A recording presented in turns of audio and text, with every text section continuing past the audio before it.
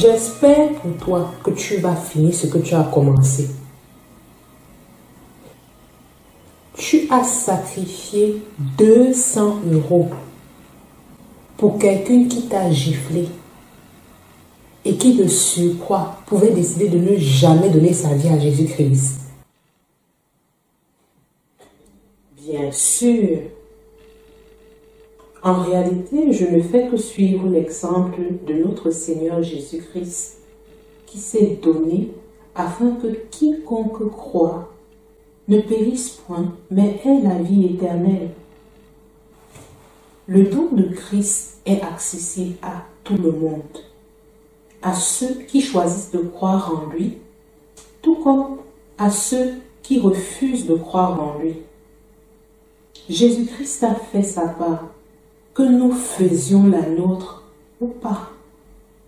Il s'est donné, peu importe si nous décidons de l'accepter ou pas. Tu vois, c'est ce qui le rend si différent, si unique. Nous pouvons le lire dans Luc au chapitre 6, du verset 31 au verset 34. Ce que tu dis est vrai, parce que Christ m'a aimé alors que je ne l'aimais pas. Aimer Dieu, c'est quoi? Aimer Dieu, c'est vivre selon ses commandements, selon sa volonté. Or, il m'a aimé bien que je vivais dans mon péché, qui est le contraire de sa volonté. J'ai toujours traité les gens en fonction de qui ils sont, de ce qu'ils font ou non pour moi. Mais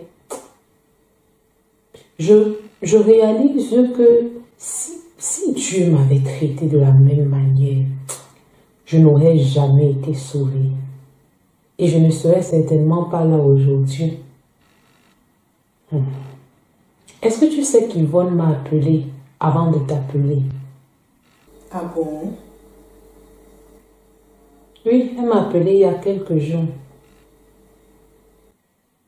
Je regrette tellement parce que j'ai refusé, j'ai décidé de ne pas l'aider.